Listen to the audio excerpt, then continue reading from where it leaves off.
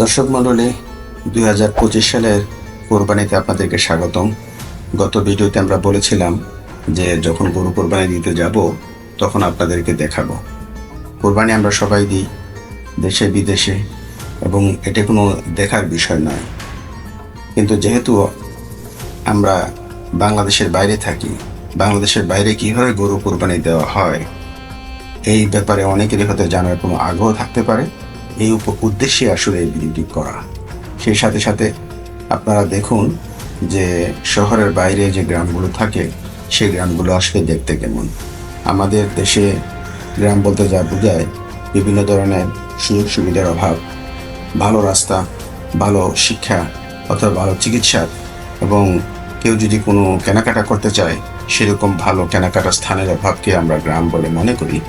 আসলে ইউরোপ বা আমেরিকার গ্রামগুলো সেরকম নয়। এখানে আপনার সর্বপ্রকার সুযোগ সুবিধা আপনি পাবেন। সেই সাথে এখানে হাইরাইজ কোনো বিল্ডিং নেই। পাহাড়ের, যেহেতু এটা একটি মধ্য ইউরোপের দেশ, পাহাড়ের কোল ঘেঁষে এই গ্রামগুলো প্রতিষ্ঠিত করা হয়েছে। দেখতে খুবই সুন্দর। জানি না এই ভিডিওতে আপনাদেরকে আমি কেমন দেখাতে পারছি, তবে আশা করি যতটুকুই দেখবেন ভালোই লাগবে। চলুন আমরা চলে যাই যেখানে গরু কোরবানি দেওয়া হচ্ছে সেখানে।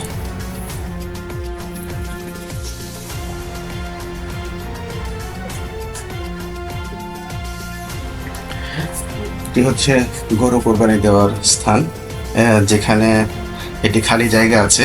যে জায়গাতে যারা কোরবানি দিতে এসেছেন তারা তাদের গাড়িকে পার্ক করে রেখেছেন। বেশ গাড়ি এসেছে বলে মনে হচ্ছে। এখন সকাল 10টা বা 11টা বাজে, তো সকাল 11টা বাজে এখন। এটি হচ্ছে একটি গাড়ি, যে গাড়িতে গরু নিয়ে আসা হয়েছে, এবং এখান থেকেই গরুগুলোকে নামানো হয় একটি একটি করে। কোরবানি যেখানে দেওয়া হয়, যেখানে জবে করা হয়, সেখানে সেই বিল্ডিংয়ের ভিতরে নিয়ে যাওয়া হয়। আমাদের দেশের মতো এখানে খোলা জায়গায় কোরবানি দেওয়া হয় না। কোরবানি দেওয়ার এখানে কিছু সিস্টেমেটিক নিয়ম কারণ আছে, সেগুলোকে ফলো করতে হয়।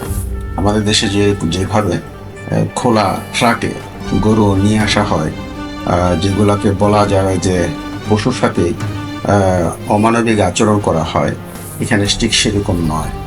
এই সামনে একটি ট্রাক দেখতে পাচ্ছেন বড়, পিছনে একটি ট্রেলার আছে, এবং এটি ট্রাকটি দুটি অংশ, এবং দুটি অংশতেই গরু বোঝায়।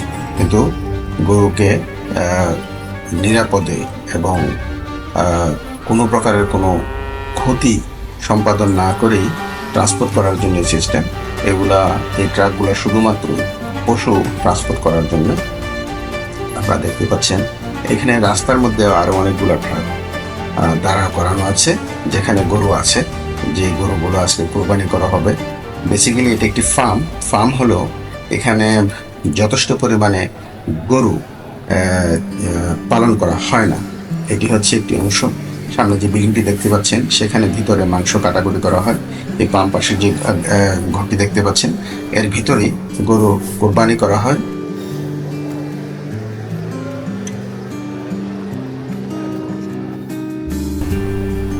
এখানে লোকজন অপেক্ষা করছে তাদের গরু কোরবানির জন্যে।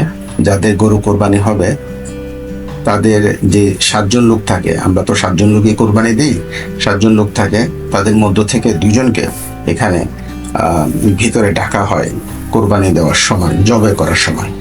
এটি হচ্ছে ভুঁড়ি। যারা ভুঁড়ি খেতে পছন্দ করেন তারা এখান থেকে ভুঁড়ি নিয়ে যান, এবং যারা এখানে কোরবানিতে গরু কাটাকুটিতে ব্যস্ত বা তারাই এই কাজগুলো করেন। এটি হচ্ছে আমাদের পূর্ব নির্ধারিত গরু, যে গরুটা আমরা কিনেছিলাম। পূর্বের ভিডিও যদি না দেখে থাকেন সেই ভিডিওতে আপনারা দেখবেন। 3639 হচ্ছে আমাদের গরুর নাম্বার, এই নাম্বারের গরু এটি। এবং এখানে প্রতিটি গরু যখন আনা হয়, এরকম প্লাস্টিক একটি কন্টেনারে করে আনা হয়, এখানে পুরো গরুটি আছে, এবং সেই কন্টেনারের মধ্যে আপনার সব জিনিসগুলি দিয়ে দেওয়া হয়। কলিজা, তবে ফুসফুস দেওয়া হয় না, গরুর মাথা দেওয়া হয় না, গরুর পা দেওয়া হয় না, গরুর চামড়া দেওয়া হয় না। গরুর চামড়া তারা নিয়ে যায়, ফেলে দেয়, অথবা কোনো ব্যবসা করে বাট এখানে গরুর চামড়া বিক্রি করা হয় না। এটি হচ্ছে গরুর পুরো অংশ, এবং প্রতিটি গরুকে আপনার কেটে মাংস টুকরো করার জন্য 2জন লোক নিয়োজিত আছে। এই ঘরের ভিতরে প্রায় 5 থেকে 6টি গরু একসাথে এইভাবে প্রসেস করা হয়, এবং একটি গরুকে প্রসেস করতে কম বেশি 20 মিনিট থেকে আধা ঘন্টা সময় লাগে। ধরে নিতে পারেন প্রতি আধা ঘন্টায় 4টি গরু বা 5টি গরু এখানে প্রসেস করা হচ্ছে। তো এটি হচ্ছে আমাদের গরু। যে গরুটি আমরা কিনেছিলাম আজ থেকে 1 মাস বা তারও অধিক সময় আগে।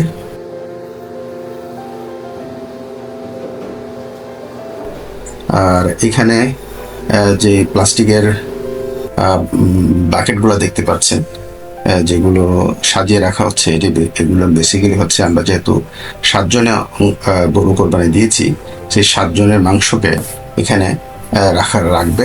তবে এখানে রাখার জন্য আমরা 7 জনের মাংসগুলোকে কখনোই নিজেরা করি না, ভাগ করি না। যারা এখানে কাটাকুটি করছে তারা এই কাজটা করে দেয়, কারণ এখানে যদি সামান্য কমও হয় বা বেশিও হয়, এখানে কারোর কোনো অভিযোগ থাকবে না। এই জন্য যেহেতু যারা এখানে কাটাকুটি করতেছে তাদের সাথে আমাদের কোনো ব্যক্তিগত সম্পর্ক নেই, তাদেরকে আমরা চিনিও না। তারা হচ্ছে কসাইয়ের কর্মচারী, এই কসাইখানার কর্মচারী বেসিক্যালি, এবং তারা হচ্ছে টেম্পোরারি কসাইখানার কর্মচারী। এখানে বলে রাখা ভালো যে গরু কোরবানি দিতে গেলে আপনি নিজে গরু কোরবানি দিতে পারবেন না, কোনো কসাইখানায় গরু কোরবানি দিতে হবে। এবং এখানে একটি কসাইখানা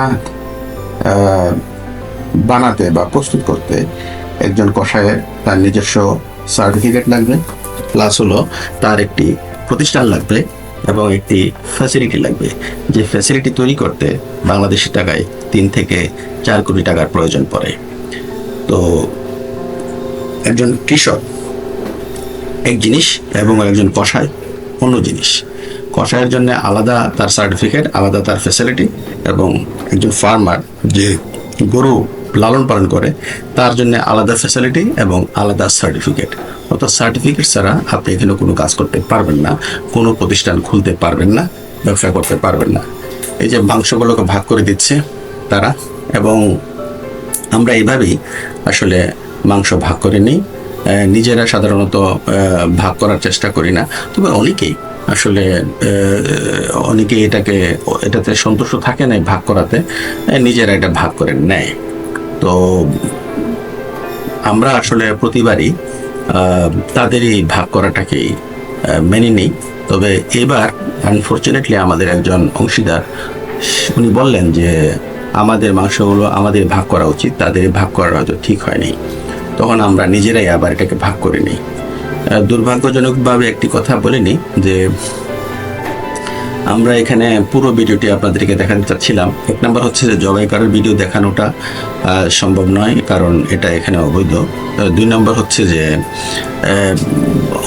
পুরো ভাগাভাগি সব কিছুর ভিডিওটাই আমরা দেখাতে চাচ্ছিলাম, কিন্তু এখানে কর্তৃপক্ষ যিনি আছেন কর্তৃপক্ষের পক্ষ থেকে উনি বলে দিলেন যে এখানে পুরো ভিডিও করাটা হচ্ছে অবৈধ বিদায় আমরা যতটুকু সম্ভব আপনাদেরকে দেখাচ্ছি।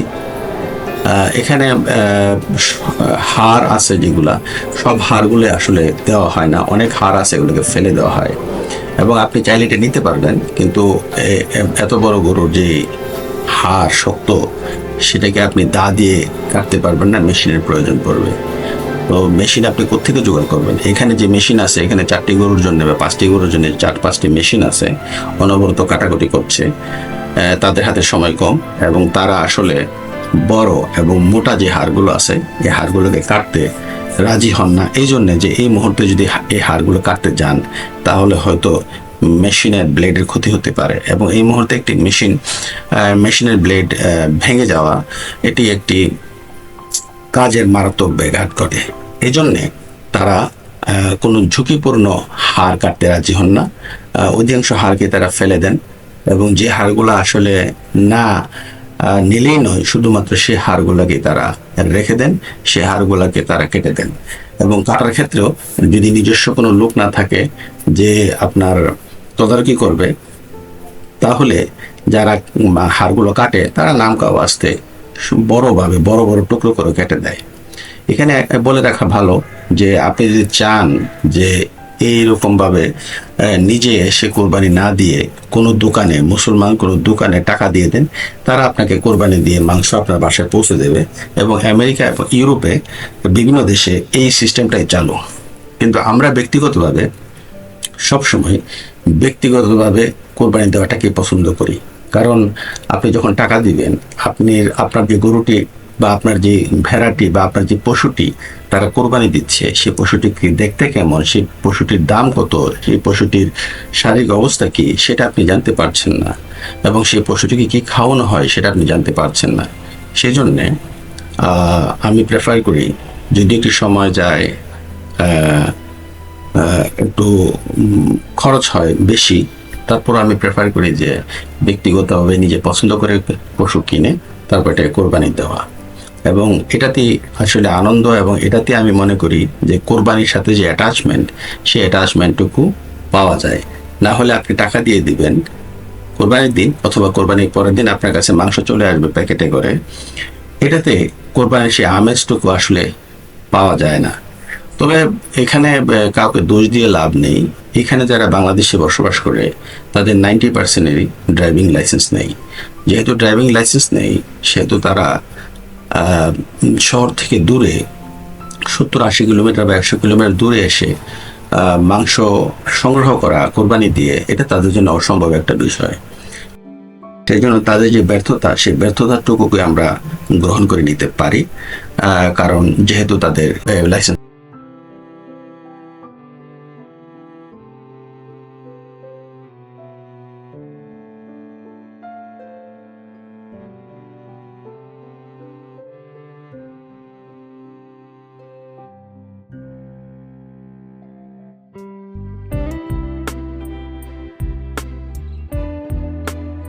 আমরা মাংস ভাগাভাগির ভিডিওটি দেখাতে পারবো না, এই জন্য দেখাতে পারবো না যেহেতু মাঝপথে আমাদেরকে বাধা দিয়ে দেওয়া হয়েছিল।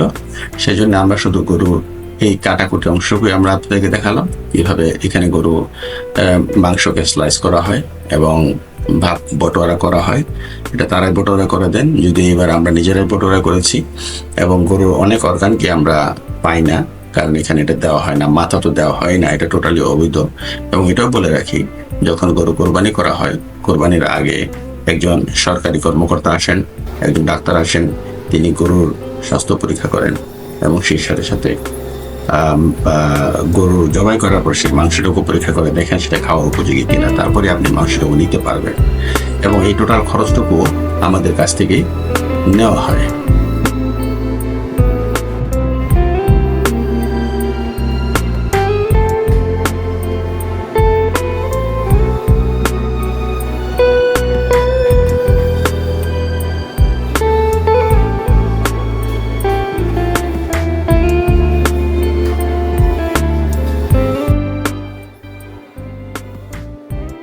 যে কন্টেনারগুলো আজ কিছু বড় দুইটি কন্টেনার আপনারা পিছনে দেখতে পাচ্ছেন, সে একটি কন্টেনারের মধ্যে তারা হাড় রাখে এবং একটি কন্টেনারে তারা চর্বি রাখে। হাড় এবং চর্বি এগুলো ফেলে দেওয়া হয়, এগুলি দেওয়া হয় না বা রাখা হয় না।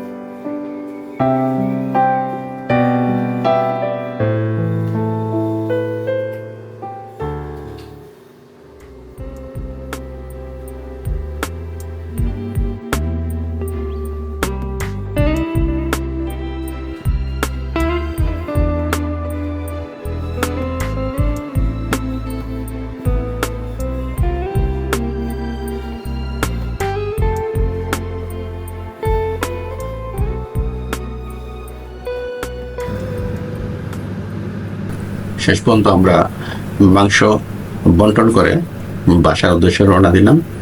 আশা করি আপনাদের এই ছোট্ট ভিডিওটুকু বা ছোট ইনফরমেশনটুকু ভালো লাগবে। যদি ভালো লাগে কমেন্ট করে জানাবেন। ধন্যবাদ।